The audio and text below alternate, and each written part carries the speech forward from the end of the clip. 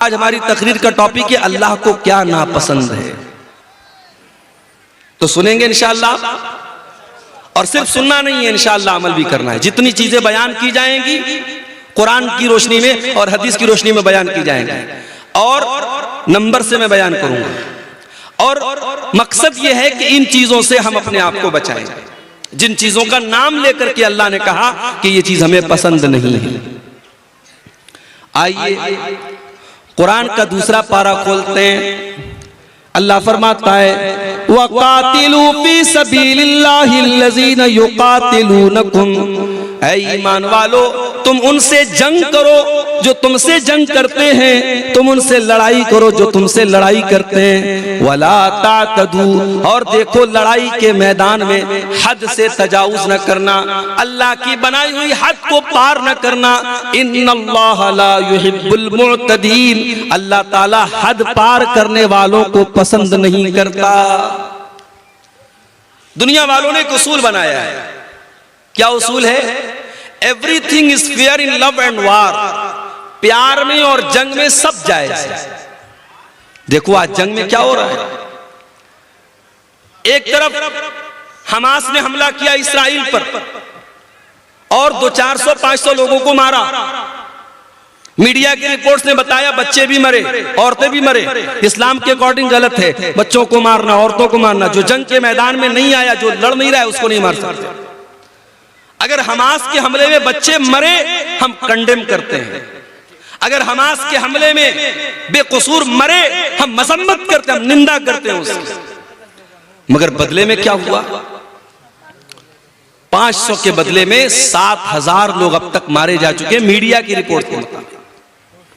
पूरा शहर गाजा तबाह हो चुका है, हॉस्पिटलों के ऊपर बमबारी हो रही है, छोटे छोटे मासूम बच्चे मर रहे हैं और दुनिया के कानों पर कोई फर्क नहीं पड़ रहा है। तो मेरे भाई ये जंग है। जंग में लोग कहते हैं सब जायज है, बच्चे मरे जायज है, औरतें मरे जायज है। मेरे नबी ने क्या फरमाया? मेरे नबी जब जंग के मैदान में अपने सहाबा को भेजते तो क्या फरमाते हैं? उगुजू बिस्मिल्लाही, जाओ अल्लाह का नाम लेकर के लड़ो। वक़ातिलू फी सबीलिल्लाह, और जाओ तुम अल्लाह के रास्ते में जाकर के लड़ो। वला तक़तुलू वलीदन, किसी बच्चे को कत्ल न करना। वला तक़तुलू शैखन फ़ानिया, कोई ऐसा बूढ़ा इंसान है जो जंग के मैदान में लड़ नहीं रहा है, जो मैदान जंग से किनारे है, उसको खबरदार कत्ल न करना। वला तग़ुल्लू, जंग के मैदान में भी किसी के साथ खयानत मत करना, किसी के साथ धोखा मत करना, किसी के साथ फ्रॉड मत करना।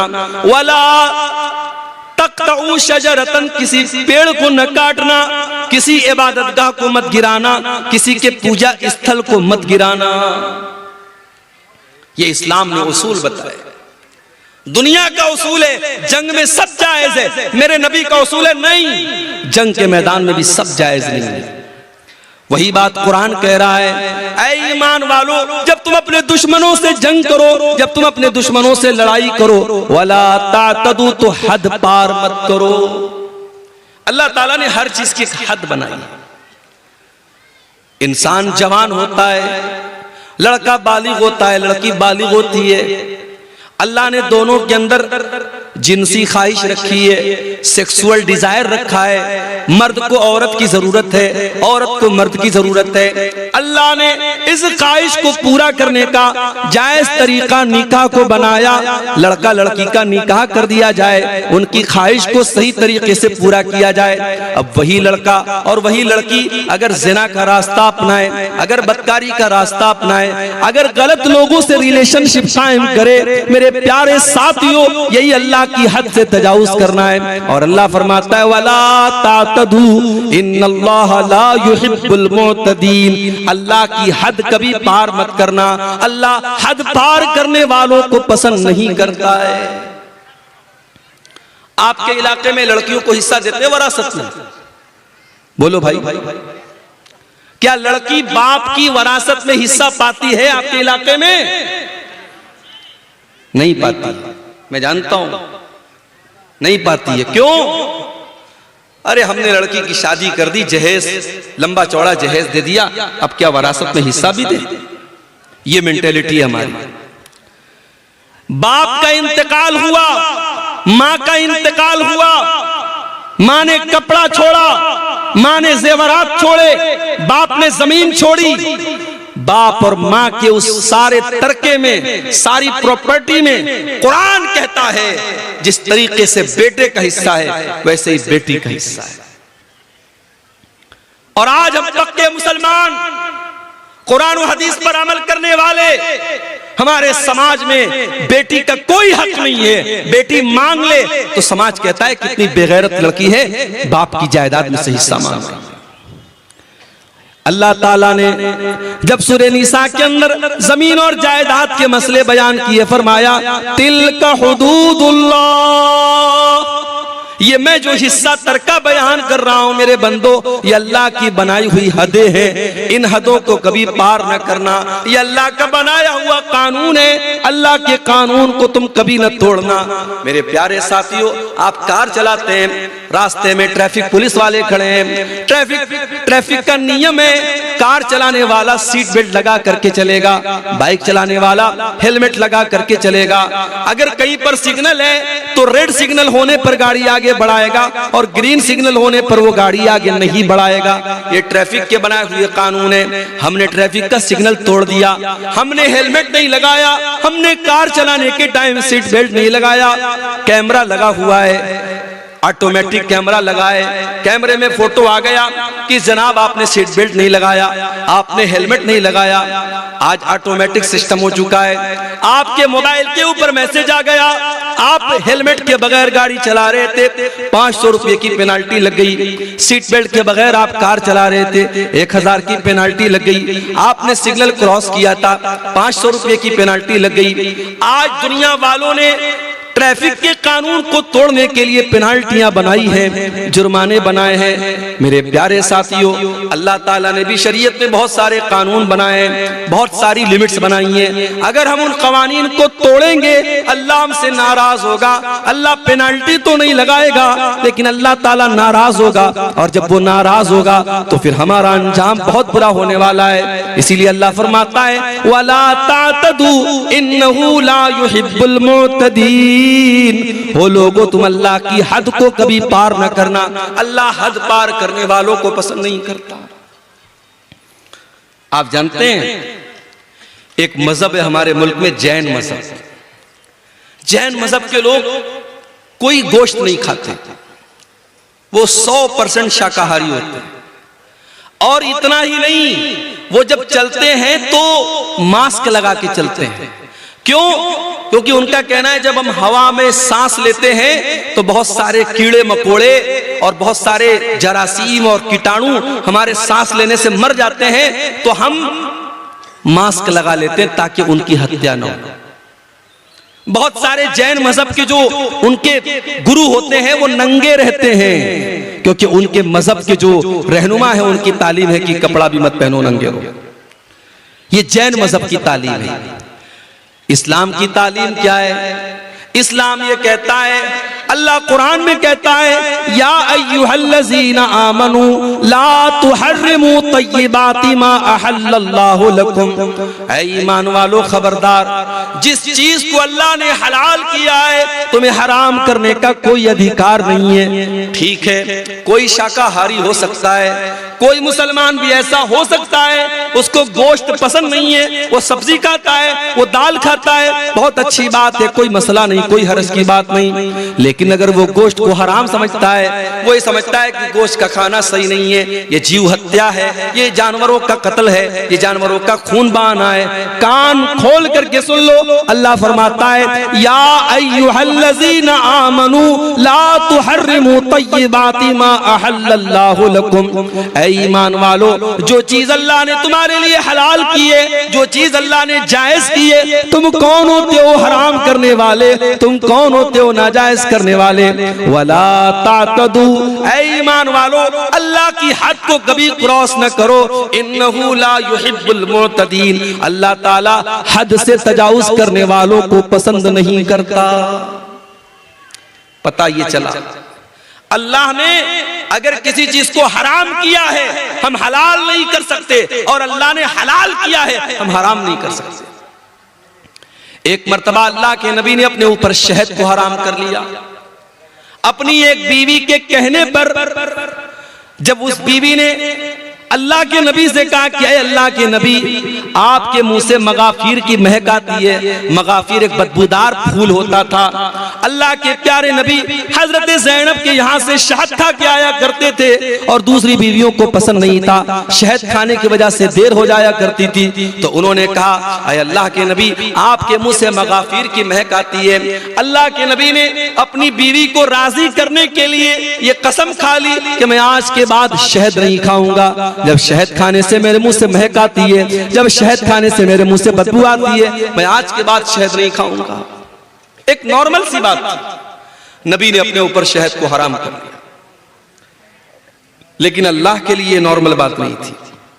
अल्लाह ने कुरान की आयत नाजिल कर दी, या अय्युहन नबिय्यु लिमा तुहर्रिमु मा अहल्लल्लाहु लक तबतगी मर्दात अज़वाजिक। ऐ नबी, आपको यह अधिकार किसने दे दिया, ये हक किसने दे दिया कि जिस शहद को अल्लाह ताला ने हलाल किया था आपने अपने ऊपर हराम कर लिया अपनी कुछ बीवियों को खुश करने के लिए। ऐ नबी, आपको भी अल्लाह के हलाल किए हुए चीज को हराम करने का अधिकार नहीं है। हम नहीं कर सकते, किसी हलाल चीज को हराम नहीं कर सकते, और किसी हराम को हलाल नहीं कर सकते मेरे भाई। और आगे बढ़िए, कुरान में एक और जगह ये बात आई है, सूरह आराफ में अल्लाह ने फरमाया, उदऊ रब्बकुम तज़र्रुअन व खुफिया, अपने रब से दुआ करो, गिड़गिड़ा करके दुआ करो और चुपके चुपके दुआ किया करो। इन्नहु ला युहिब्बुल मुअतदीन, अल्लाह ताला दुआ के अंदर हद से तजावुज करने वालों को पसंद नहीं करता। कुछ लोग दुआ के अंदर भी हद से तजावुज करते हैं। माफ कीजिएगा, आपके यहाँ चंदे का जो तरीका होता है, बंगला जुबान के जो मुकर्रिर आते हैं वो दुआ करते हैं, इस पर भी तहकीक होनी चाहिए कि ये तरीका दुआ का सही है। दुआ के अंदर हद से तजावुज नहीं होना चाहिए। दुआ में हम कोई ऐसी चीज नहीं मांगेंगे जो मुनासिब ना हो। एक सहाबी ने अपने बेटे को देखा, बेटा दुआ कर रहा है, आय अल्लाह, जन्नत में दाहिने तरफ सफेद रंग का महल मुझे अता फरमा दे, जन्नत के अंदर व्हाइट हाउस मुझे दे दे। सहाबी ने बेटे को ये दुआ करते हुए सुना। कहा, है मेरे बेटे, तू क्या दुआ कर रहा है?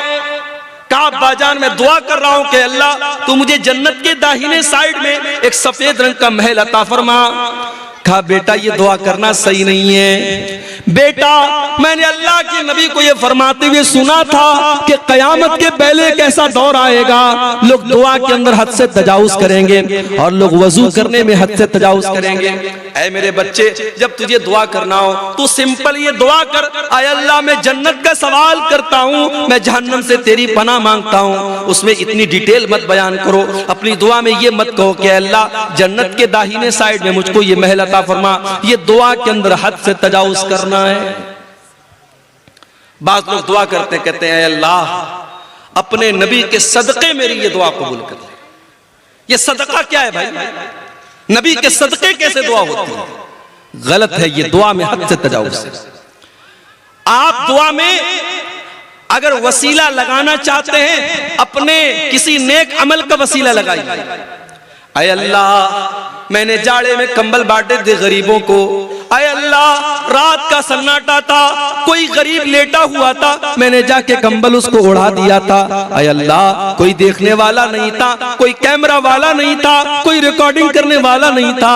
आय अल्लाह, मैंने तुझको राजी करने के लिए, तुझको खुश करने के लिए उस गरीब की मदद की थी। आय अल्लाह, तू मेरी मग़फ़िरत फरमा दे। आय अल्लाह, तू मेरी मुसीबत को दूर फरमा दे। ऐसे नेक अमल का वसीला आप लगा सकते हैं। तो दुआ के अंदर भी हद से तजावुज नहीं होना चाहिए। तो पहली चीज जो अल्लाह ताला को बहुत नापसंद है मेरे भाइयों, वो क्या है? हद से तजावुज करना।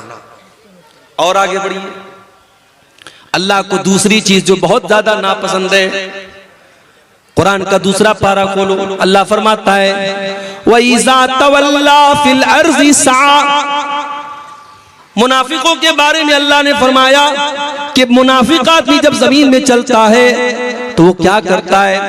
लियुफ्सिदा फिल अर्ज़ि व युहलिकल हर्स वन नस्ल वल्लाहु ला युहिब्बुल फसाद। वो मुनाफिक आदमी, वो मुशरिक आदमी, वो जमीन में फसाद मचाता है, वो लोगों को कत्ल करता है, वो बच्चों को कत्ल करता है। वल्लाहु ला युहिब्बुल फसाद, अल्लाह को फसाद पसंद नहीं है, अल्लाह को जमीन के अंदर फसाद पसंद नहीं है, अल्लाह को फसादी लोग पसंद नहीं है। जो फसाद मचाते हो, जो बेकसूरों का खून बहाते हो, जो निर्दोष लोगों की हत्या करते हो, जाओ कोई मीडिया वालों को कुरान की आयत बता दे, वइज़ा तवल्ला साफिल अर्ज़ि लियुफ्सिद फीहा व युलिकल हर्थ वन नस्ल। ये मुनाफिकों की पहचान है, ये मुशरिकों की पहचान है, ये अल्लाह के दुश्मनों की पहचान है। बच्चों को कत्ल करना, फसाद मचाना, आतंक मचाना। अल्लाह का मानने वाला कभी आतंकवादी नहीं हो सकता, अल्लाह का मानने वाला कभी दहशतगर्द नहीं हो सकता। अरे अल्लाह के मानने वाले एक चींटी को भी बिला वजह नहीं मारते। याद करो सुलेमान अलैहिस्सलाम का वाकया। सुलेमान अलैहिस्सलाम जा रहे हैं और रास्ते में चींटियों की एक वादी के पास से उनका गुजर होता है। सुलेमान अलैहिस्सलाम को अल्लाह ताला ने एक स्पेशल नॉलेज दी थी, वो चींटियों की बोली को भी सुन लेते थे, समझ लेते थे। हत्ता इज़ा अतौ अला वादिन नमली क़ालत नमलतुन या अय्युहन नमलु दुखुलू मसाकिनकुम। जब सुलेमान का लश्कर चींटियों की वादी के पास से गुजरा तो चींटियों की रानी ने अपनी चींटियों से कहा, ऐ चींटियों जल्दी जल्दी अपने बिल में दाखिल हो जाओ। ला यहतिमन्नकुम सुलेमान व जुनूदुहु व हुम ला यशऊरून। कहीं ऐसा न हो कि सुलेमान और उनका लश्कर अपने पांवों से तुम्हें रौंद डाले, तुम्हारे ऊपर चढ़ जाए, तुम्हें खत्म कर दे और उनको पता न चले। वहुम ला यशऊरून, उनको पता न चले। इसका मतलब कि जानबूझकर सुलेमान अलैहिस्सलाम चींटी को भी तकलीफ नहीं पहुंचा सकते। ओ मेरे मीडिया वाले भाइयों, ओ दुनिया में इस्लाम के खिलाफ प्रोपेगेंडा करने वाले न्यूज चैनल वालों, कभी इस तरीके के वीडियो को भी अपने चैनलों पर लगाया करो, कभी इन बातों को भी अपने चैनलों पर लगाया करो। सुलेमान अलैहिस्सलाम का लश्कर चींटी की हत्या नहीं कर सकता। एक नबी का मानने वाला जब चींटी की हत्या नहीं कर सकता, किसी निर्दोष की हत्या कैसे कर सकता है? वल्लाहु ला युहिब्बुल फसाद, अल्लाह को फसाद मचाने वाले, आतंक मचाने वाले पसंद नहीं है। इस्लाम तो वो मजहब है मेरे भाई, एक निर्दोष की हत्या, एक बेकसूर का खून बहाने वाला पूरी मानवता का हत्यारा है, पूरी इंसानियत का कातिल है। अल्लाह फरमाता है, मन कतल नफ्सन बिगैरि नफ्सिन औ फसादिन फिल अर्दी फकअन्नमा कतलन नास जमीआ। जिसने एक निर्दोष की हत्या की, उसने पूरी इंसानियत को कत्ल कर दिया। उसने इतना बड़ा पाप कर दिया कि पूरी इंसानियत को कत्ल कर दिया। वमन अहयाहा फकअन्नमा अहयन नास जमीआ। और एक इंसान की जान बचाने वाला पूरी इंसानियत की जान बचाने वाला है। मेरे प्यारे साथियों, दुनिया में पहला मर्डर किसने किया था? काबिल ने अपने भाई हाबिल का किया था, और औरत के चक्कर में किया था, लड़की के चक्कर में किया था। औरत के चक्कर में काबिल ने हाबिल को कत्ल किया था, दुनिया का पहला मर्डर किया था। अल्लाह के नबी फरमाते हैं, अब कयामत तक जितने मर्डर होंगे, जितने कत्ल होंगे, हर मर्डर और हर कत्ल का जिम्मेदार काबिल होगा, जो कि पहला कत्ल उसने किया था। पता ये चला कि जो बुराई की शुरुआत करता है, जो किसी गलत काम की शुरुआत करता है, उसके ऊपर कयामत तक और जब तक वो गलत काम होता रहेगा, उसका वबाल उसके ऊपर पड़ता रहेगा, उसकी सजा उसको मिलती रहेगी। इसलिए बुराई करने से ज्यादा खतरनाक बुराई की स्टार्टिंग करना है। हजरत लूत अलैहिस्सलाम की जो कौम थी, इग़लाम बाजी की और लड़के का लड़के के साथ बदकारी करना और मर्द का मर्द के साथ बदकारी करना, उनकी कौम के पहले ये गंदा काम दुनिया में कभी नहीं होता था। इस काम की शुरुआत की थी हजरत लूत अलैहिस्सलाम की कौम ने। इसीलिए जब हजरत लूत अलैहिस्सलाम ने अपनी कौम को समझाया तो कहा था कि ऐ मेरी कौम के लोगों, तुमने इस गंदगी की शुरुआत की है, और अगर यहां से ये गंदा काम शुरू हुआ तो जब तक ये गंदा काम होता रहेगा तुम्हें इसकी सजा मिलती रहेगी। मेरे प्यारे साथियों, अल्लाह तबारक व तआला को फसाद मचाने वाले, आतंक मचाने वाले, खून खराबा करने वाले लोग पसंद नहीं है। वल्लाहु ला युहिब्बुल फसाद, अल्लाह को फसाद पसंद नहीं। अरे इस्लाम का तो ये हाल है। हमारे प्यारे नबी जब सन 8 हिजरी में मक्का में दाखिल हुए, 10,000 का लश्कर आपके साथ है, मक्का के अंदर आप बड़ी फातिहाना शान के साथ दाखिल हो रहे हैं।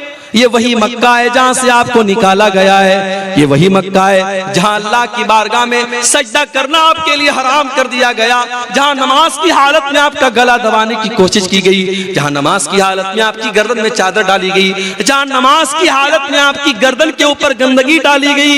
ये वही मक्का है जहां के लोगों ने ग़ज़वे उहद में आपके चचा हमजा का कलेजा चबाया।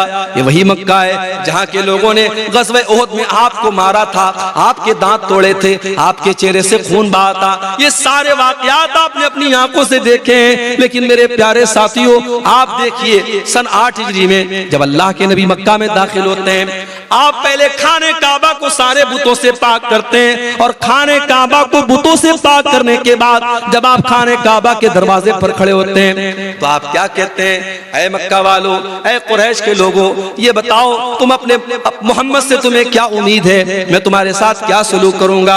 सब भीगी बिल्ली बन जाते हैं, बड़े नरमी से कहते हैं, बड़े प्यार से कहते हैं, ऐ मोहम्मद सल्लल्लाहु अलैहि वसल्लम, आप तो बड़े अच्छे इंसान हैं, बड़े अच्छे बाप की औलाद हैं, आपसे अच्छी ही उम्मीद रखते हैं। आपने फरमाया, इज़हबू अंतुम तुलका ला तस्रीब अलैकुमुल यौम, इज़हबू अंतुम तुलका, जाओ आज मोहम्मद रसूलुल्लाह किसी से बदला न लेंगे, किसी से इंतकाम न लेंगे, किसी का खून न बहाएंगे, जाओ तुम सबके सब आजाद हो, मोहम्मद रसूलुल्लाह किसी से बदला न लेंगे।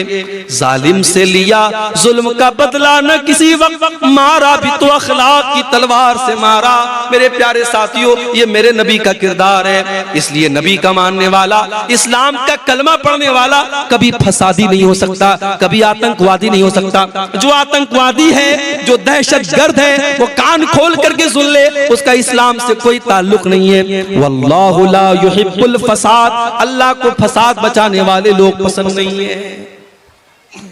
और आगे बढ़िए, तीसरी चीज अल्लाह ने फरमाया सूरह आल इमरान के अंदर, कुल अतीउल्लाह व रसूलहू, कुल अतीउल्लाह व रसूला, ऐ नबी आप कह दीजिए अल्लाह की इताअत करो और रसूल की इताअत करो।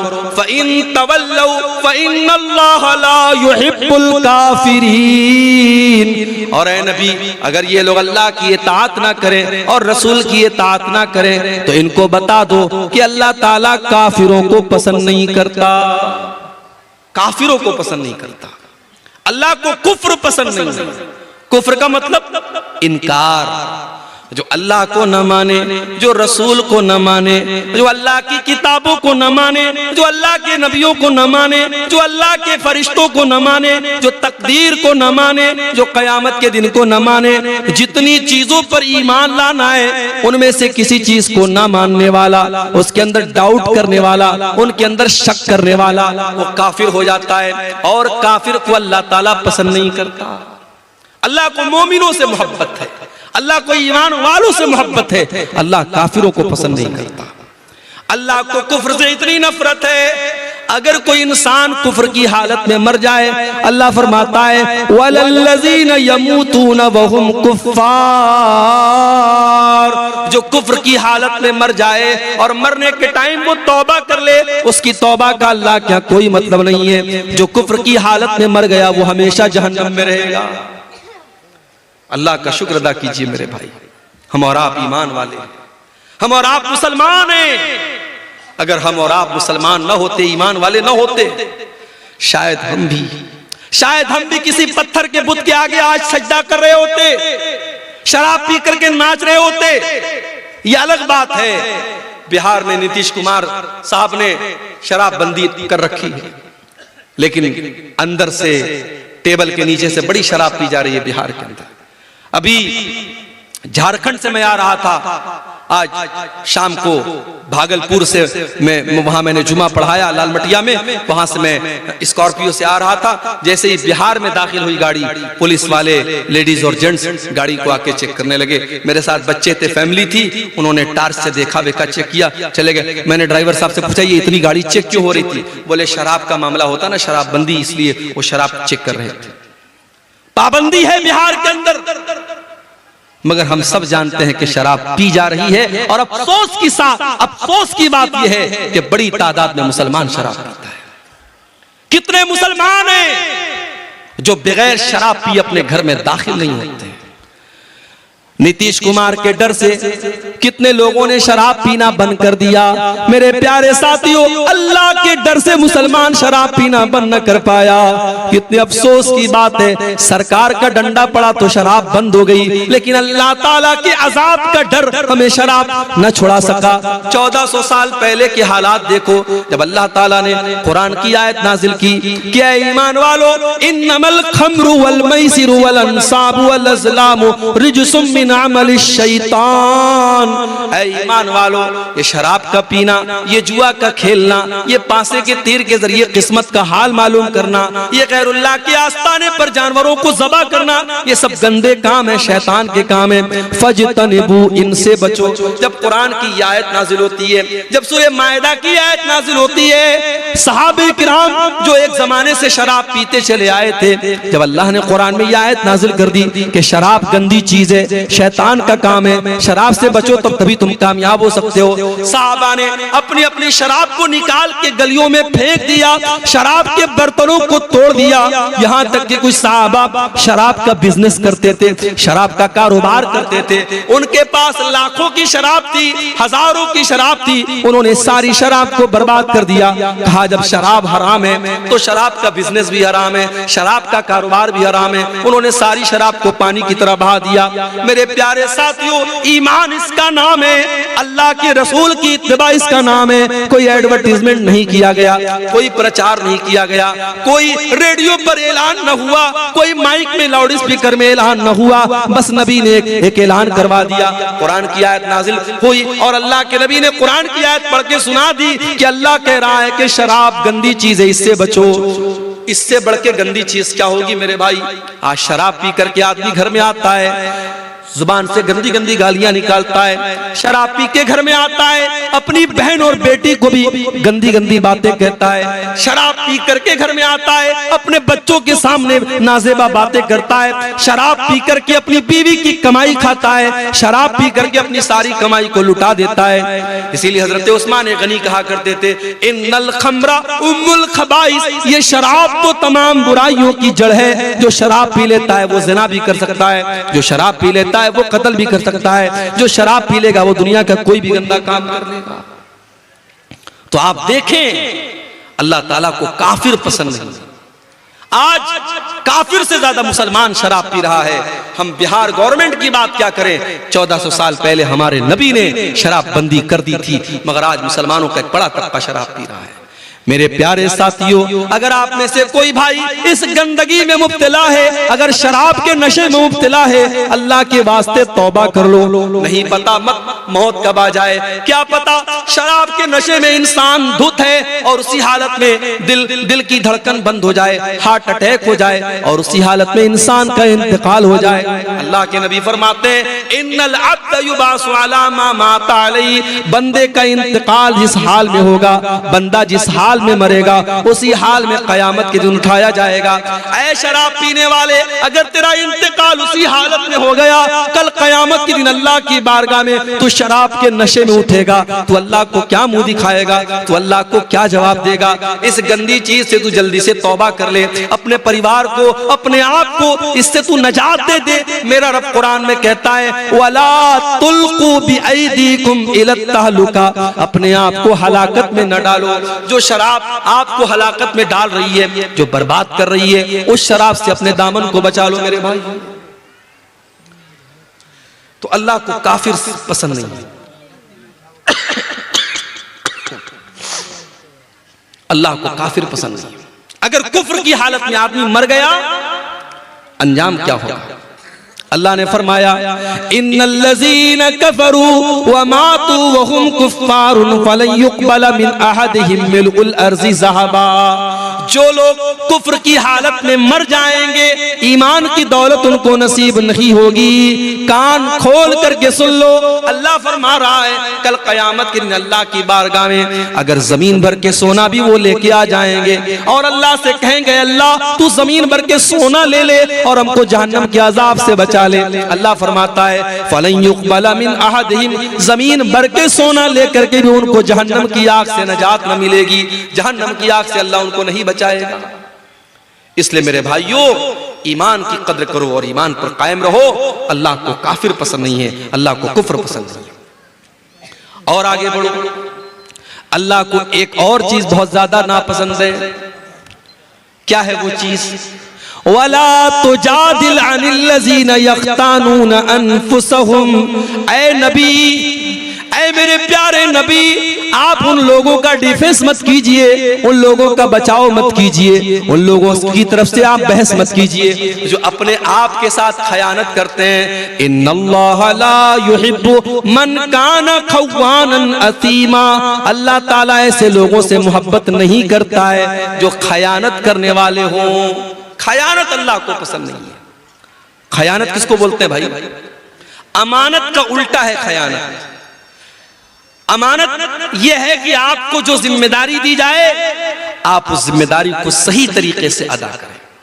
अगर आप टीचर हैं, आपकी जिम्मेदारी बच्चों को पढ़ाना है, पढ़ाने के टाइम आप बच्चों को पढ़ाने के बजाय मोबाइल में लगे हुए हैं, बच्चे शोर मचा रहे हैं, बच्चे किताब पढ़ नहीं रहे और टीचर मोबाइल में लगा हुआ है, ये अमानत के साथ खयानत है। पुलिस का काम क्राइम को रोकना है, पुलिस वाला बजाय क्राइम को रोकने के अगर क्रिमिनल लोगों से रिश्वत लेना शुरू कर दे, अगर वो गुंडों और बदमाशों से टैक्स लेने लगे, उनसे पैसा लेकर के उनको छोड़ने लगे, ये पुलिस के ओहदे के साथ खयानत है। इन्नल्लाह ला युहिब्बु मन काना खव्वानन अज़ीमा, अल्लाह को खयानत करने वाले लोग पसंद नहीं है। इसलिए अमानत में खयानत से बचो मेरे भाई। जो भी अमानत और जो भी जिम्मेदारी आपके कंधे पर डाली गई है, उस जिम्मेदारी को सही तरीके से पूरा करो। हमारे कुछ भाइयों ने हमको बताया, इसी बिहार की सरजमीन पर, इसी झारखंड की सरजमीन पर यह काम भी हो रहा है। एक मस्जिद का 4 बार फोटो लिया जा रहा है और 4 बार सऊदी अरब से उसका पैसा उठाया जा रहा है। एक बार ट्यूबवेल लगाया जा रहा है, एक बार उसको पिंक कलर से पेंट किया जा रहा है, फिर ग्रीन कलर से पेंट किया जा रहा है, फिर लाल कलर से पेंट किया जा रहा है। ट्यूबवेल तो एक बार लगा लेकिन उसका पैसा 5 बार उठाया जा रहा है। ये 420 ये अल्लाह के दीन के नाम पे हो रही है, सदका खैरात के नाम पे हो रही है, ज़कात के नाम पर हो रही है। मेरे प्यारे साथियों, इस बेईमानी का हिसाब क़यामत के दिन देना पड़ेगा। उन उलमा को भी देना पड़ेगा, उन मशरूआत का काम करने वालों को भी देना पड़ेगा जो आज उम्मत के पैसे के साथ इतनी बड़ी खयानत कर रहे हैं। आज कितनी मस्जिदें जो बाहर से फंड आया 30 लाख का, लेकिन उसमें दिया गया सिर्फ 10 लाख रुपये और मटेरियल को बिल्कुल हल्का कर दिया गया। पता ये चला 5 साल के बाद मस्जिद की छत बैठ गई, 5 साल के बाद मस्जिद की जमीन बैठ गई, 5 साल के बाद मस्जिद की दीवार गिर गई। पैसा आया 30 लाख, लगाया गया 10 लाख और 20 लाख को बीच में से गायब कर दिया गया। मेरे प्यारे साथियों, क्या ये खयानत नहीं है? इन्नल्लाह ला युहिब्बु मन काना खव्वानन असीमा, अल्लाह ताला खयानत करने वालों को पसंद नहीं करता। और एक बात और कहना चाहता हूं, यहां बहुत सारे हमारे बुजुर्ग भाई भी बैठे हैं, औलाद वाले बैठे हैं, हमारी कुछ माएं भी बैठी होंगी। वो माएं हैं जिनकी घर में बेटियां हैं। अगर आप एक बेटी की मां हैं, अगर आप एक बेटे के बाप हैं, ये बेटे और बेटी भी आपके कंधे पर अल्लाह की अमानत है। अल्लाह ने अगर आपको औलाद दिया है, अल्लाह औलाद के बारे में सवाल करेगा। अल्लाह के नबी फरमाते हैं कुल्लुकुम राइउन व कुल्लुकुम मसऊलुन अन रइयतिही, ओ लोगो तुम सब के सब जिम्मेदार हो और तुमसे तुम्हारी जिम्मेदारी के बारे में सवाल किया जाएगा। फर्रजुलु राइन अला अहली बैतिही, इंसान अपने घर वालों का जिम्मेदार है, अपनी फैमिली का जिम्मेदार है, अपने परिवार का जिम्मेदार है और इंसान से उसके परिवार के बारे में सवाल किया जाएगा। वल मरअतु राइयतुन अला बैति ज़ौजिहा, और औरत अपने घर की जिम्मेदार है। शौहर तो नौकरी पे चला गया, शौहर तो दुकान पे चला गया, शौहर तो कारोबार पे चला गया, घर में 24 घंटे रहने वाली तो औरत है। घर में जवान बेटी किससे बातें कर रही है, रात को कहां 2-2 बजे तक मोबाइल पे लगी हुई है, रात को वो कहां जा रही है। आज अगर माँ इस बात की परवाह नहीं करती और बेटी रात भर गैर महरमों से चैटिंग कर रही है, कान खोल करके सुन लो मेरी माओ, बेटी तो गुनहगार होगी, बेटी की माँ को भी अल्लाह का हिसाब देना पड़ेगा। इन्नल्लाह ला युहिब्बु मन काना खव्वानन असीमा, अल्लाह ताला को खयानत करने वाले पसंद नहीं है। और आगे बढ़िए। अल्लाह को एक और चीज बहुत नापसंद है, और वो चीज है इसराफ, हद से तजावुज करना। या बनी आदम खुजू ज़ीनतकुम इंदा कुल्ली मस्जिद, ऐ आदम के बेटो, जब तुम मस्जिद में जाया करो, जब तुम नमाज पढ़ने जाया करो, तो अपनी जीनत को अपना लिया करो। लोग अक्सर ये सवाल करते हैं, शेख साहब नमाज में टोपी का लगाना कैसा है? भाई साहब टोपी का लगाना फर्ज नहीं है, टोपी का लगाना वाजिब नहीं है, टोपी का लगाना सुन्नत नहीं है, मगर टोपी हमारे कल्चर का एक हिस्सा है। हमारे देश में, हमारे मुल्क में मुसलमान की पहचान होती है टोपी से। हमारे कल्चर का, हमारी संस्कृति का, हमारी तहजीब का एक हिस्सा है। आप शादी में टोपी लगा रहे हैं, आप जनाजे में टोपी लगा रहे हैं, और मस्जिद में आप आते हैं तो जानबूझ के आप खुले सर नमाज पढ़ रहे हैं, ये मुनासिब नहीं है। अल्लाह कुरान में कहता है या बनी आदम खुजू ज़ीनतकुम इंदा कुल्ली मस्जिद, ऐ बनी आदम, ऐ आदम की औलाद, जब तुम मस्जिद में जाया करो, जब तुम नमाज पढ़ने जाया करो, तो अपनी जीनत को अपना लो, ऐसा लिबास पहनो जिस लिबास को पहन करके तुम अच्छे लगो। भाई नमाज तो बनियाइन में भी हो जाएगा। अगर मर्द का नाफ से लेकर के घुटने तक का हिस्सा ढका हुआ है और कंधा ढका हुआ है तो नमाज तो ऐसे भी हो जाएगी।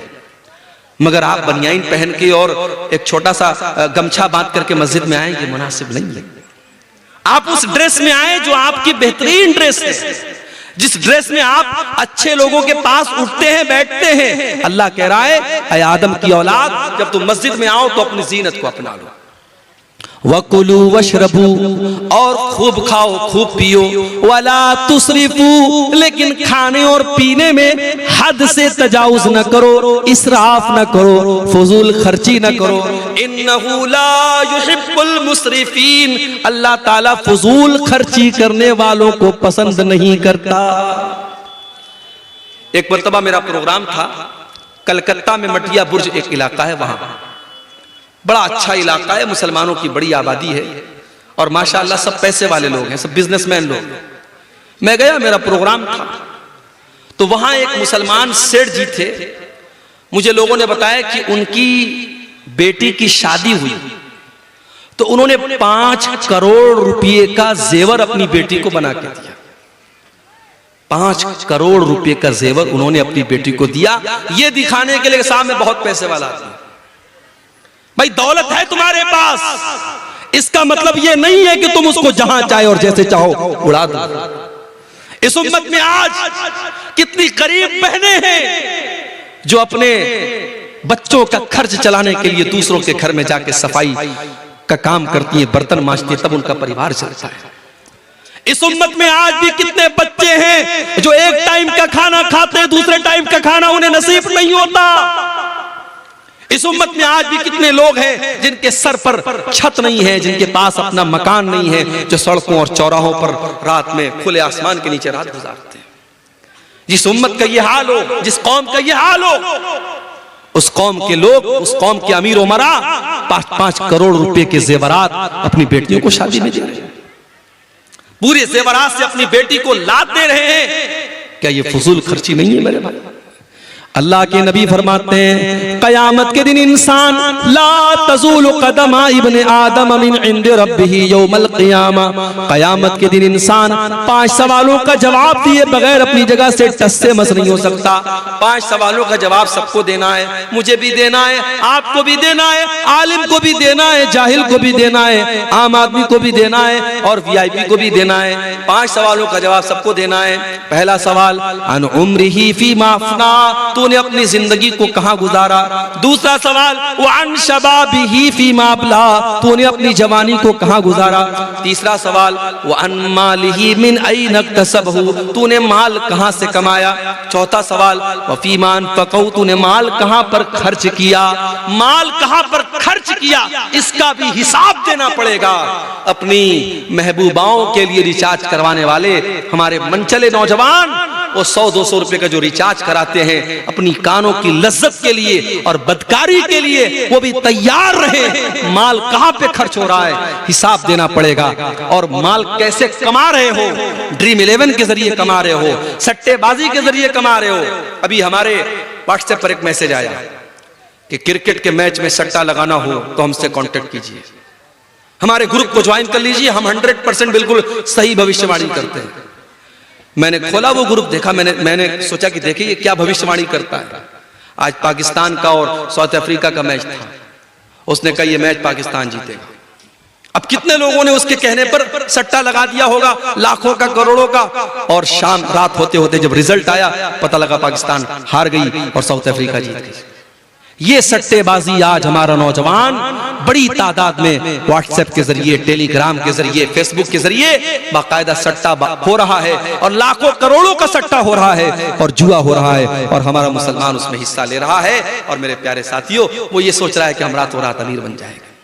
अगर वो एक बार 1 लाख रुपया जीत जाएगा, अगली बार 10 लाख लगाएगा कि मैं 10 लाख जीत जाऊंगा, और पता लगा वो 10 लाख डुबा देगा, कर्जे में डूब जाएगा और अपने आप को और अपने घर वालों को दांव पे लगा देगा।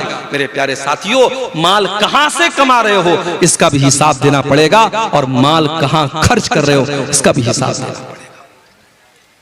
तो फजूल खर्ची करने वाले, नाजायज पैसा उड़ाने वाले और अपनी जायज ख्वाहिशात पर भी लिमिट से ज्यादा खर्च करने वाले, इसको इसराफ कहते हैं और अल्लाह इसराफ करने वालों को पसंद नहीं करता है। और आगे बढ़िए मेरे प्यारे साथियों, वल्लाहु ला युहिब्बुज़ ज़ालिमीन, अल्लाह ताला जुल्म करने वालों को पसंद नहीं करता, जुल्म करने वालों से मोहब्बत नहीं करता। जुल्म अल्लाह को पसंद नहीं। जालिम कान खोल करके सुन ले, जुल्म का अंजाम बुरा होने वाला है। जुल्म ज्यादा देर तक चलने वाला नहीं। जिस फलस्तीन के अंदर इसराइलियों को पनाह मिली, यहूदियों को पनाह मिली, जब आज से 50-60 साल पहले, 70 साल पहले जब उनको हिटलर ने मार मार के भगाया और वो लुटे कटे पिटे यहूदी, उनको अगर कहीं सर झुकाने की, सर छुपाने की जगह मिली, उसी फलस्तीन के अंदर उनको जगह मिली, तो आज उन्होंने नाजायज तरीके से फलस्तीन के बकिया हिस्सों पर धीरे धीरे कब्जा करना शुरू कर दिया और वहां के जवानों और बच्चों और औरतों का खून तब से लेकर के वो आज तक बहा रहे हैं। अल्लाह ने ऐसे ही इस कौम को मग़ज़ूब अलैहिम नहीं कहा है, ये मग़ज़ूब अलैहिम कौम है, इस कौम पर अल्लाह का गजब उतरा है। मेरे प्यारे साथियों, ये जुल्म हो रहा है जो आज हम फलस्तीन की सरजमीन पर देख रहे हैं, और कान खोल करके सुन लो, जुल्म का अंजाम कभी भी अच्छा होने वाला नहीं है। अल्लाह के नबी फरमाते हैं, इत्तक़ुज़्ज़ुल्म फ़इन्न ज़ुल्म ज़ुलुमातुन यौमल क़ियामा, जुल्म करने से बचो, कयामत के दिन जुल्म करने वाला अंधेरों में रहेगा। जुल्म करने वाले को लाइट नसीब नहीं होगी। कभी रात में जब आप कार चला रहे हो या बाइक चला रहे हो और बिल्कुल जंगल में सुनसान रास्ते में आप जा रहे हो, अचानक अपनी बाइक की लाइट आप बंद कर दीजिए, अपनी कार की हेडलाइट आप बंद कर दीजिए। 10 सेकंड के लिए आप डर जाएंगे मेरे भाई, आप डर जाएंगे। चारों तरफ खूब अंधेरा हो और आपके पास कोई लाइट ना हो, कोई रोशनी ना हो, आप एक कदम चल नहीं सकते। कयामत का दिन होगा, वो इंसान कितना बदनसीब होगा जिसको रोशनी नसीब नहीं होगी। अल्लाह ने कहा, जालिम को कयामत के दिन कोई रोशनी नसीब नहीं होगी। दुनिया में जितना जुल्म करना है कर लो, ताकत का नशा, कुर्सी का नशा, पावर का नशा, जितना इस नशे पर उड़ना है उड़ लो, मगर याद रखो, नाव कागज की सदा चलती नहीं, जुल्म की टहनी कभी फलती नहीं। अल्लाह को जुल्म करने वाले लोग पसंद नहीं है मेरे प्यारे साथियों। इस कायनात का में अल्लाह का ये निजाम और अल्लाह की ये सुन्नत रही है, अल्लाह का कानून रहा है। अल्लाह ने मुशरिक और काफिर को हुकूमत दी है, लेकिन अल्लाह ने जालिम को हुकूमत में नहीं रहने दिया है। जालिम का अंजाम बड़ा भयानक हुआ है। बरसों, हजारों बरस पहले फिरौन नाम का एक जालिम था जिसने छोटे छोटे बच्चों को कत्ल करवाया था। जब उसके दरबार में किसी काहिन ने, किसी जादूगर ने कहा था, किसी भविष्यवाणी करने वाले ने कहा था कि ऐ फिरौन, तेरी हुकूमत में एक बच्चा पैदा होने वाला है जो आगे चल करके तेरी हुकूमत को खत्म करेगा, तो वो फिरौन जो अपने आप को खुदा कहता था, अपने आप को रब कहता था, उसने ऑर्डर दे दिया और छोटे छोटे बच्चों को कत्ल करवाने का हुक्म दे दिया। मगर अल्लाह को उस जालिम को खत्म करना था। अल्लाह ने ऐसा प्लान बनाया, अल्लाह ने ऐसी तदबीर बनाई कि उसी जालिम के घर में हजरत मूसा अलैहिस्सलाम उसी के पैसे से परवरिश पाते हैं और फिर आगे चल के हजरत मूसा अलैहिस्सलाम जब अल्लाह के नबी बनते हैं और फिरौन को दावत देते हैं और फिरौन हजरत मूसा की दावत को ठुकरा देता है, तो अंजाम कितना भयानक होता है कि दरियाए कुलसुम में पानी के अंदर फिरौन डूब करके मर जाता है। मेरे प्यारे साथियों, जालिम का अंजाम बहुत ही भयानक होने वाला है। वल्लाहु ला युहिब्बुज़ ज़ालिमीन, अल्लाह को जुल्म करने वाले लोग पसंद नहीं है। और आगे बढ़िए, अल्लाह को तकब्बुर करने वाले, घमंड करने वाले, अहंकार करने वाले लोग भी पसंद नहीं है। हजरत लुकमान अपने बच्चे को नसीहत करते हैं तो क्या कहते हैं, वला तुसइर खद्दक लिन्नासी वला तमशि फिल अर्ज़ि मरहा। ऐ मेरे बच्चे, तू गाल फुला करके लोगों से न मिलाकर और जमीन में अकड़ करके न चलाकर, इन्नल्लाह ला युहिब्बु मन काना मुख्तालन फखूरा। अल्लाह ताला घमंडी लोगों से मोहब्बत नहीं करता, घमंडी लोगों को पसंद नहीं करता। घमंडी लोग अल्लाह को पसंद नहीं है। कारून बड़ी दौलत वाला था, उसको अपनी दौलत पर बड़ा नाज था, लेकिन कारून के कौम में जो नेक लोग थे, जो ईमान वाले लोग थे, उन्होंने कारून को नसीहत की और कहा कि ऐ कारून, ला तफरह, अपनी दौलत पर इतराना नहीं, अपनी दौलत पर गुरूर नहीं करना। इन्नल्लाह ला युहिब्बुल फरिहीन, अल्लाह ताला इतराने वालों को, घमंड करने वालों को पसंद नहीं करता है। वब्तगि फीमा आताकल्लाहु दारल आखिरा, ऐ कारून, तुझे अल्लाह ने बड़ी दौलत से नवाजा है, बड़े खजाने अल्लाह ताला ने तुझे दिए हैं। ऐ कारून, अपनी दौलत के जरिए तू आखिरत की तैयारी कर। ओ मेरे प्यारे साथियों, आज अल्लाह ने आपको दौलत वाला बनाया है, अपनी दौलत को अल्लाह के रास्ते में खर्च किया करो, मस्जिदों में दिया करो, मदरसों में दिया करो, कारे खैर में दिया करो, अपनी आखिरत बनाया करो। वला तंसा नसीबक मिनद दुनिया, मैं ये नहीं कहता कि दुनिया को भूल जाओ, दुनिया में जो तुम्हारा हक है, दुनिया में जो तुम्हारा हिस्सा है, दुनिया का हिस्सा तुम उससे खूब फायदा उठा लो, लेकिन असल तैयारी आखिरत की करो। वला तबगिल फसाद फिल अर्ज़ी, और कारून से उसकी कौम के लोगों ने कहा कि ऐ कारून, तू जमीन में फसाद मचाने की कोशिश न करना, अल्लाह ताला फसादी लोगों को पसंद नहीं करता। तो तकब्बुर और घमंड ये अल्लाह को पसंद नहीं है मेरे भाई। दुनिया में जिसने तकब्बुर किया, जिसने घमंड किया, उसका अंजाम बड़ा भयानक हुआ। इब्लीस ने तकब्बुर किया, अल्लाह की बारगाह से धुतकारा गया। कारून ने तकब्बुर किया, उसके महल को जमीन में धंसा दिया गया। फिरौन ने तकब्बुर किया, उसको पानी में डुबा करके मार दिया गया। नमरूद ने तकब्बुर किया, एक मामूली मच्छर ने उसका काम खत्म कर दिया। कौम आद ने तकब्बुर किया, कौम समूद ने तकब्बुर किया, अल्लाह ने पटक पटक करके उनको बेजान कर दिया। मेरे भाइयों, तकब्बुर का अंजाम बड़ा ही भयानक होता है, और तकब्बुर करने वाला और घमंड करने वाला अल्लाह को पसंद नहीं है। अब यहां एक सवाल पैदा होता है, मौलवी साहब ने शेरवानी पहनी है, सामने एक लुंगी वाला आ गया, लुंगी पहने हैं, बनियाइन पहने हैं। अब मौलवी साहब के दिल में फीलिंग आई कि यार मैं 10,000 रुपए का कपड़ा पहना हूं, ये 500 रुपए का कपड़ा पहना है। मौलवी साहब के अंदर एक फीलिंग आई, हाजी साहब के अंदर एक फीलिंग आई कि मैं पैसे वाला आदमी हूं, मेरा कपड़ा इसके कपड़े से अच्छा है। तो क्या अच्छा कपड़ा पहनना ये हराम है? अगर हम पैसे वाले हैं, दौलत वाले हैं, तो क्या हम महंगा कपड़ा नहीं पहन सकते, अच्छा कपड़ा नहीं पहन सकते? ऐसा कोई मसला नहीं। आप अगर पैसे वाले हैं, आप अगर दौलत वाले हैं, तो आप अच्छा कपड़ा पहन सकते हैं, बल्कि पहनना चाहिए, पहनना चाहिए। फटा पुराना कपड़ा पहनना ये दीनदारी नहीं है। बहुत से लोग इसको समझते हैं पैसा बहुत है, दौलत बहुत है, लेकिन हमेशा फटा पुराना कपड़ा पहन करके बिल्कुल अजीब व गरीब शक्ल बनाए रहेंगे और कहेंगे साहब पैसा तो है, मगर हमारा इस्लाम ये कहता है कि सिंपल रहो। सिंपल रहना एक अलग चीज है, और अपनी दौलत होने के बावजूद फटा पुराना मैला कुचैला कपड़ा पहनना ये अलग चीज है।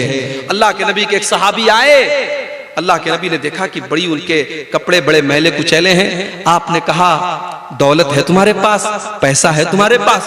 कहा अल्लाह के नबी बहुत दौलत है, इतनी बकरियां हैं मेरे पास, इतने ऊंट है मेरे पास, इतने गुलाम है मेरे पास, बहुत दौलत है, बहुत पैसा है। अल्लाह के नबी ने फरमाया इन आताकल्लाहु मालन फलयुरा असरु निअमतिल्लाहि अलैहि, ऐ मेरे सहाबी, अगर अल्लाह ने तुमको दौलत से नवाजा है तो दौलत का असर तुम्हारे ऊपर जाहिर होना चाहिए। अच्छा कपड़ा पहना करो, अपनी हैसियत के मुताबिक कपड़ा पहना करो। अच्छा कपड़ा पहनना बुरा नहीं है, हाँ अच्छा कपड़ा पहनने के बाद जब घर से निकलो तो जो तुमसे कमजोर कपड़ा पहने हुए है उसको तुम कभी हकीर मत समझना, ये तकब्बुर हो जाएगा। अल्लाह के नबी फरमाते हैं इन्नल्लाह जमीलुन युहिब्बुल जमाल, अल्लाह ताला खूबसूरत है और खूबसूरती को पसंद करता है। अच्छा कपड़ा पहनना ये गुनाह नहीं है, अच्छा जूता पहनना ये गुनाह नहीं है, बल्कि गुनाह क्या है? अल किब्रु बत्रुल हक़ व गमतुन नास, तकब्बुर ये है, घमंड ये है, इंसान दूसरों को हकीर समझे, दूसरों को मामूली समझे और अपने आप को बड़ा समझे, ये तकब्बुर है मेरे प्यारे साथियों। और मेरे नबी ने और अल्लाह ने तकब्बुर से मना किया है। अल्लाह के नबी ने तो यहां तक फरमाया ला यदखुलुल जन्नत मन कान फी क़ल्बिही मिस्क़ालु ज़र्रतिन मिनल किब्र, जिसके दिल में जर्रा बराबर भी तकब्बुर होगा, घमंड होगा, अहंकार होगा, वो जन्नत में नहीं जाएगा। इसलिए तकब्बुर से बचो, तवाज़ो, अपने अंदर नरमी पैदा करो, अपने आप को छोटा समझो, लोगों से घुल मिल करके रहो। अल्लाह ताला ऐसे लोगों से मोहब्बत करता है और जो अपने आप को छोटा बना लेता है, मन तवाज़ा लिल्लाहि रफ़अहुल्लाह, अल्लाह उसको और बुलंदी अता करता है। इसी तरीके से मेरे प्यारे साथियों, अल्लाह ताला उन लोगों को भी पसंद नहीं करता है जो बेहुदा बातें अपने मुंह से निकालते हैं, जो गंदी बातें अपने मुंह से निकालते हैं। अल्लाह के नबी फरमाते हैं, बुखारी और मुस्लिम की रिवायत है, बड़े गौर से सुनिएगा, मैं समझ रहा हूँ रात का आखिरी टाइम है, आपके सब्र का इम्तिहान ले रहा हूँ, मगर बड़ी इंपॉर्टेंट बातें बयान कर रहा हूँ, सुन के जाइए। अल्लाह के नबी फरमाते हैं कि इन्नल्लाह ला युबग़िज़ुल फ़ाहिशल बज़ी, अल्लाह ताला ऐसे लोगों से नफरत करता है, ऐसे लोगों को पसंद नहीं करता है जो फाहिश होते हैं और जो बज़ी होते हैं। फाहिश और बज़ी किसको कहते हैं? जिसकी जुबान गंदी होती है, जो जुबान से गाली बकता है, जो जुबान से बेहुदा बातें करता है, अल्लाह ऐसे लोगों को पसंद नहीं करता है। मेरे प्यारे साथियों, जुबान की हिफाजत करो, गाली गलौज से अपने आप को बचाओ। आज बाप गाली देता है, बच्चे उससे गाली सीखते हैं, बच्चियों की तरबियत पर असर पड़ता है। अपने घर को गाली से महफूज रखो, अपने घर को गाली से महफूज रखो।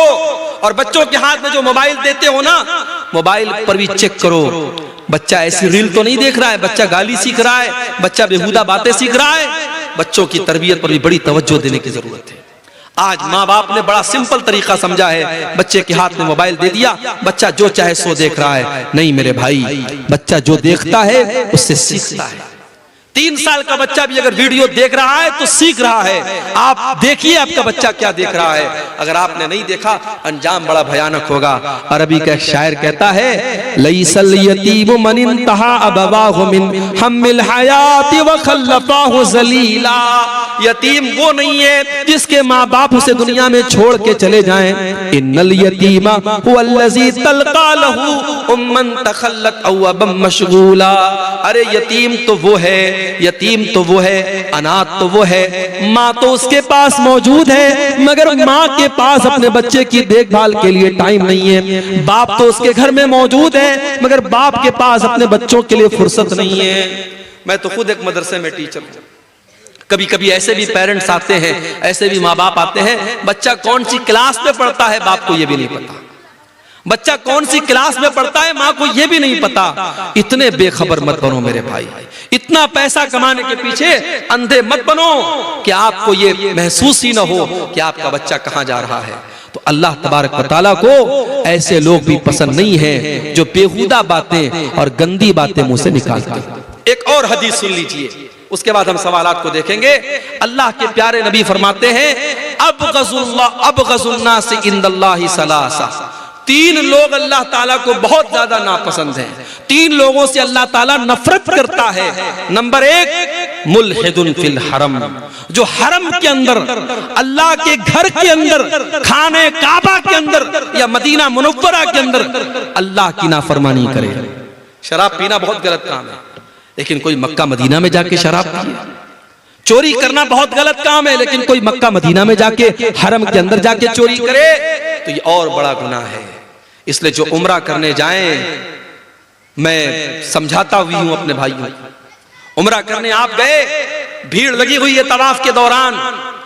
अब आपकी ख्वाहिश है हजर अस्वद को चूमने की, हजर अस्वद को टच करने की, मगर मर्दों की भीड़ भी है, औरतों की भीड़ भी है। अब कुछ लोग क्या करते हैं, सबको चीरते हुए और फलांगते हुए जाकर के हजर अस्वद को चूम लेते हैं। माफ करना मेरे भाई, हजर अस्वद को चूमना और हजर अस्वद को टच करना ये कंपलसरी नहीं है, ये जरूरी नहीं है, ये बस एक सुन्नत है, मुस्तहब है, बेहतर है। अगर आप छू सकते हैं तो छू लीजिए, नहीं छू सकते कोई मसला नहीं है, मगर वहां पे तवाफ के दौरान किसी औरत को टच करना हराम है, किसी मर्द को तकलीफ पहुंचाना हराम है। आप ऐसा तवाफ किस काम का कि दूसरों को तकलीफ पहुंचा करके आप आगे बढ़ रहे हैं। अल्लाह के नबी कह रहे हैं मुल्हिदुन फिल हरम, जो हरम के अंदर, अल्लाह के घर के अंदर हराम काम करे, नाजायज काम करे, अल्लाह को नाराज करने वाला काम करे, ऐसा आदमी अल्लाह को बहुत नापसंद है। और दूसरा इंसान व मुब्तगिन फिल इस्लाम सुन्नतल जाहिलिया, इस्लाम के अंदर जो दौरे जाहिलियत के तरीके को फॉलो करे, जिसको इस्लाम का कल्चर पसंद नहीं है, जिसको दौरे जाहिलियत का कल्चर पसंद है। जब वो उसके घर में बच्चे जब सुबह सुबह उठते हैं तो गुड मॉर्निंग कह करके उठते हैं, उनको अस्सलाम वालेकुम पसंद नहीं आता है, उसको वो कल्चर पसंद नहीं है जो इस्लाम का कल्चर है, जो अल्लाह का कल्चर है, उसको गैरों का कल्चर पसंद है। जो इंसान इस्लाम के अंदर बिदात करता है, इस्लाम के अंदर नया नया काम निकालता है, इस्लाम के अंदर दौरे जाहिलियत का तरीका निकालता है, अल्लाह के नबी फरमाते हैं अल्लाह ताला को ऐसा इंसान बहुत ज्यादा नापसंद है। इसी तरीके से एक और इंसान अल्लाह के नबी फरमाते हैं अल्लाह ताला को बहुत नापसंद है।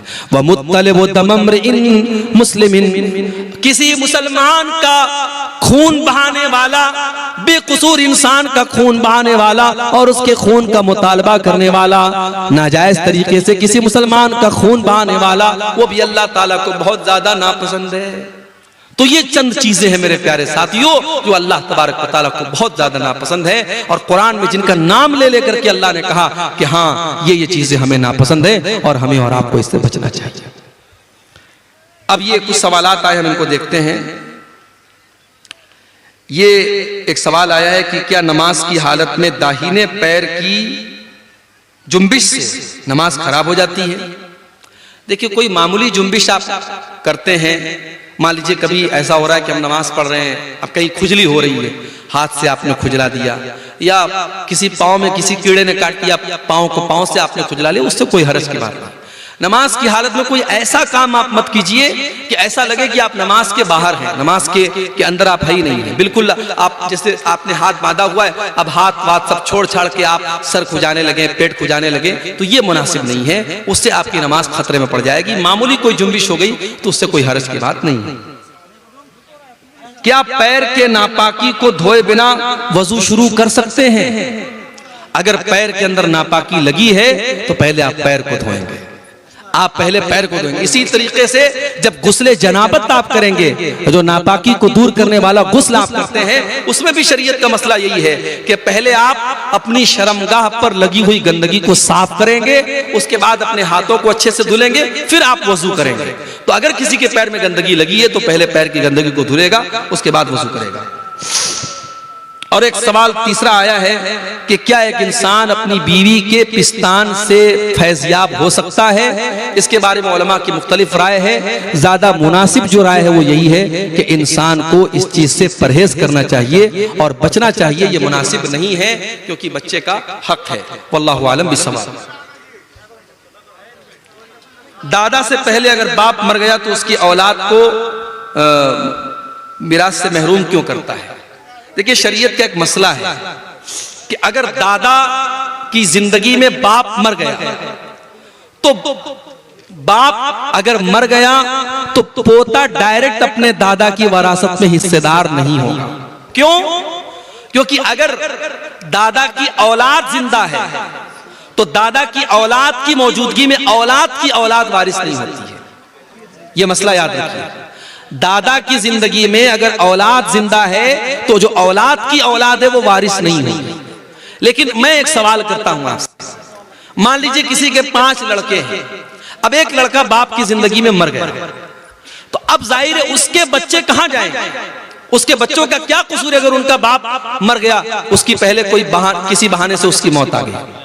तो इसीलिए उलमा कहते हैं कि शरीयत में वसीयत करने का जो हुक्म है, तो वसीयत ऐसी सूरत में करना जरूरी और लाजिम है। दादा को चाहिए कि अपने उस यतीम पोते के हक में अपने जायदाद की 1/3 हिस्से तक की वो जो वसीयत कर सकता है, जो शरीयत में वसीयत करने का ऑप्शन है।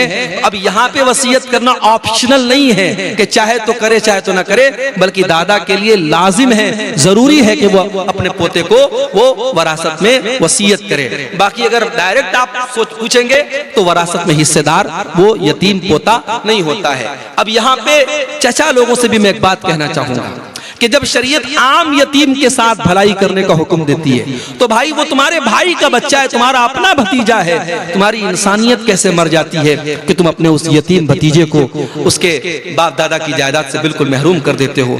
आज बड़े अफसोस के साथ कहना पड़ता है कि शरीयत के इस मसले का बड़ा मिसयूज किया जाता है, और जहां बाप की जिंदगी में किसी बेटे का इंतकाल हो जाता है तो उसके बच्चों को पूरी जायदाद से लोग बेदखल कर देते हैं, और लोग ये नहीं सोचते हैं कि ये कितना बड़ा जुल्म हम कर रहे हैं और उस बच्चे को हम जीते जी उसके हक से महरूम कर रहे हैं।